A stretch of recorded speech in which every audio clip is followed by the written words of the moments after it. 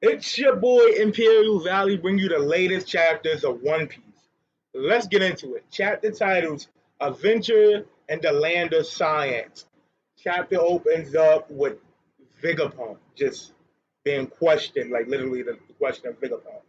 It questions it. You see all this extra stuff, this whole island. It's pretty cool. Then you got Frankie just going bananas, so nostalgic, and he's so excited because he's like, yo, like I've been in your lab like way back then for like these 2 years when they had like the pre-time skip when they got all lost. 2 years, he's looking like, yo, so I figured out some stuff, did some kinks, upgraded my body work. Yeah, I didn't get the chance to really sit up here and actually really understand and uncover everything. But from what I'm seeing, this is great. This is like, man, I have a lot of questions. Like he's fanboying over Vegapunk. Cause I mean, then again, who wouldn't? Smartest person in a whole One Piece is right there in your face, and you tell him you're not gonna want to interact and ask many questions. Like I mean, I know I would per se, but enough of that. You got Robin just being a little sketchy about the whole situation and everything that's going on. You got Sanjio looking like, oh, it's a beautiful girl right there. Like, hey, I like what I'm seeing. And then you got Vegapunk like, oh, naturally, I'm just saying, like, oh, we don't supposed to let y'all do none of that. But at the end of the day, cool, like, y'all the Strawhats, y'all notorious. Y'all is the new emperor of the sea crew. Like, yo, we not about to let y'all just get away with shit like this. Nah. Y'all on my island. Y'all on my turf. I can't have that. Like, let's get you out of there. But if you give me all your gold and stuff, I'll let y'all go. But Robin, it begs the question, like, yo, like, this can't be Vegapunk. The same Dr. Vegapunk everybody talked about, the notorious genius. Because when they refer to him as a he and not a her. So Vegapunk looking like naturally, who said that was the main stellar body? Implying that, okay, it can be potentially more than one Vegapunk. And it's like, oh, a clone maybe, a cyborg maybe, like what's going on? But it raised the question like is this Vegapunk actually real? Is she not real? And then all we just straight see all these sea monster creatures just all around them, and it's like, yo, Nami is looking scared as hell. Usopp is being little baby. You know how Usopp is. And then you got a voice talking to this chick. You talking to Vegapunk, but she says you can call me Vegapunk 02 Lilith. And then you got they talking to Lilith or whatever.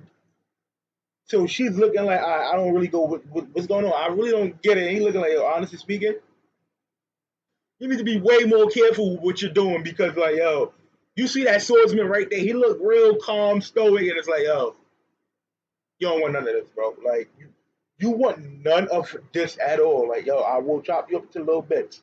Keep playing with me. So she looks and she like yo, that's like Pyro Hunter Zoro, and his bounty 1.111 billion. And so this Vegapunk that they talking about, old we don't see who it is, but it's like they refer to him as a he. So when they say Mel Vegapunk for right now, so yeah, Mel Vegapunk looking like yo, you see how calm he is. Like he knows you in his range, like to straight slice you down in a simple instant. Like bro, this ain't that. Like I will cut you down in a matter of seconds if I really thought you was a threat. And so he looking like yo, and also the Devil Chad Nico Robin is doing the same. Like oh bro, like this is not what you want. Like I don't feel threatened by you, and it's like, oh, it's just so interesting. And then you got Zoro, like, yo, honestly, I don't really care. There's something I want from you, so don't get any funny eyes, ideas, and shit. Like on some real shit, bro. Like, cause it can get messy. But you got Frankie looking like yo, fanboying. Like, yo, these some giant ass robots. Like, yo, how much bigger is it than General Frankie? And yo, he's just it's hilarious. So now they explain about Vegapunk. It says the Logic Punk 01, Dr. Vegapunk. So I'm assuming he's the original Vegapunk. And he says, I have interest in that crew. So it's like, yo, what y'all think is gonna go on? Like, what y'all thinking why y'all think he got interested in it? Is it because of Luffy? Is it because the whole group in general? Because it's like, yo, y'all all damn near seem like misfits, to a degree. Like, what do y'all think his reasoning is to have interest in this crew? But let's continue. So they skip over to Luffy's group. Did you got you got Luffy looking around for food or whatnot? Did you got Julia Bonney looking like telling Luffy the story like, oh, I've been here once before when I was younger, but I got business with Vegapunk, and depending on what they say, if I don't like it, man, I'm gonna kill him. Because honestly speaking, he's the one who made my pops lose his sense of self. Like he don't even recognize who I am himself, none of that. And now he's just a living weapon. And then you got Luffy being like, wow, that's awesome. So Jimbo looking like, no, no, no, no. That's awful. Yeah, it's unforgivable. So then Luffy understands the situation. He says, Sonny, sorry, Boggy. And she like, yo, it's Bonnie, it's Bonnie. But the thing is, we just got confirmed that it's one of the Revolutionary Army's commanders, I believe, Kuma, who was also known as the tyrant, who was the warlord, that Kuma. And it's like, yo, who would have ever thought? And I wonder, like, do y'all think it's a way to reverse this whole situation? What happened to Kuma? Because nah, I actually like the bro. Like, he was cool. Luffy finds meat. Like, he like, yo, we finally reached the 35th. Let's go find some meat. And then he see all this extra stuff. Then he finds this big ass cyborg monster or sea creature, as if you may consider it as that. And as he jumped towards it, he goes right through it. And he like, yo, what the hell's going on? Like, bro, like, how did I go through it? Then he finds this meat. Like, yo, it's meat. I want it. Niggas like, yo, it can be a trap. Don't just dive on into that shit, bro. Like, what are you doing? Like, fuck, bro. Like, we on enemy territory and you just want to willy nilly shit, bro. But he goes through that too. So he start to question, like, yo, this is fucked up. Like, yo, this is cruel. Like who would do that? Do such a thing? So she comes to the decision, like, it's 3D image. It's made of light. Like you can see it, like you see it all the time in comics and like science fiction and stuff. Like, oh, it's just made of light, bro. It's not necessarily real, but it's just projected to be real.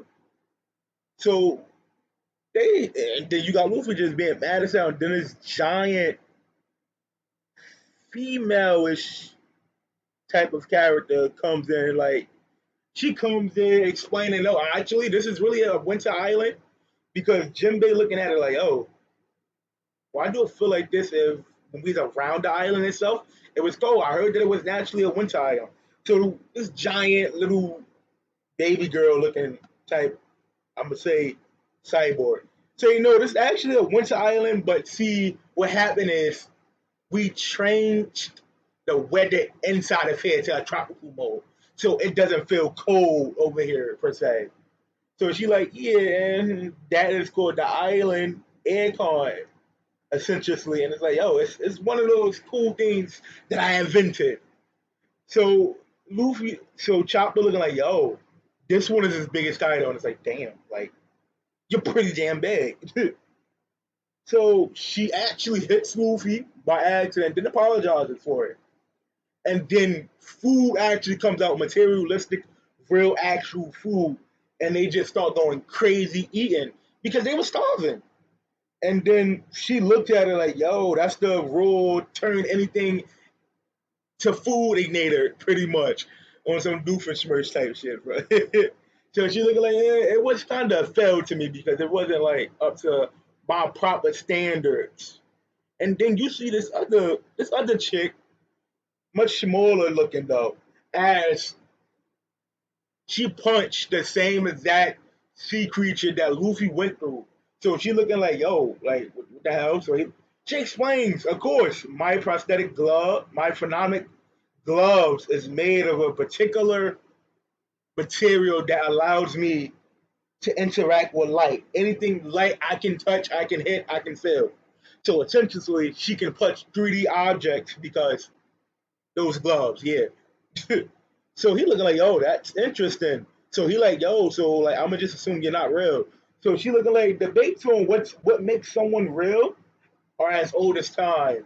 But I'm gonna leave that up for you to decide because at this moment right now, this debate and everything that just transpired is actually settled. So Jinbei and I'm like, just who are you? So she say me. So she explains, just your resident scientific genius for hire, Dr. Vegapunk. And it's like, yo, what the hell is going on? Like, we getting so many people that's proclaiming to be Dr. Vegapunk, him or herself, and it's like, yo, what's going on? Like, what's truly happening? So Jinbei and look like, yo, I heard that name once before. Kobe told me about you, and Bonney looking like, what the hell is going on? That's a total lie.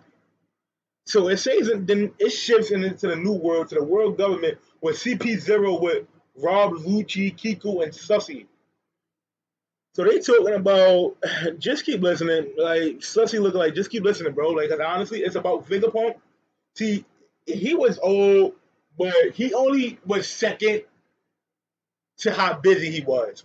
So what they saying is he's the smartest person in the whole One Piece world, as I mentioned earlier, but he's only second to how busy he is. So what he did was he devised the ultimate plan to help the whole busyness that he actually attracts by splitting himself up to six different versions of himself. Six people, but they all still consider this Vegapunk guy as saying smarts and all. And it's like, yo, that's pretty interesting. So what he did is he split himself up to six individuals who still have the same knowledge as him, but can get more work and work on so much more things at the same time. So he won't have to be so busy because he can do it all at once. And I found that real interesting. And then I feel like this note right here is like, so he like, yo, in short, so our assignment is to return Kuma to Egghead to Vegapunk and assassinate and kill every last one of the Dr. Vegapunks at hand. Because, like, who wants this smartest, usefulest person when it comes down to smarts on a planet alive? So he looking like it's a little weird. I wonder, like, could this being cohesive with the whole situation that happened to Lelouchian Island Kingdom, rather, where we saw Sabo and it got decimated out of existence. So you got Sushi and Kiku like, yo, honestly, don't get any funny ideas. Don't even think about that shit. Don't even have that in your brain because I'm not trying to be in hot water because your ass want to start questioning shit, bro. And it's like, yo, like I'm wondering. So is Lelouch like? Sorry about that, guy. I mean, Rob Lucci, like, is his morals gonna be put at question now? Like, is he gonna start to stray from the world government because it don't fit his ideology, his morals? Like, what y'all think? Sound down in the comments below. Consider giving me a like, comment, and subscribe. Remember, have an awesome day. And Pierre Valley out. Peace.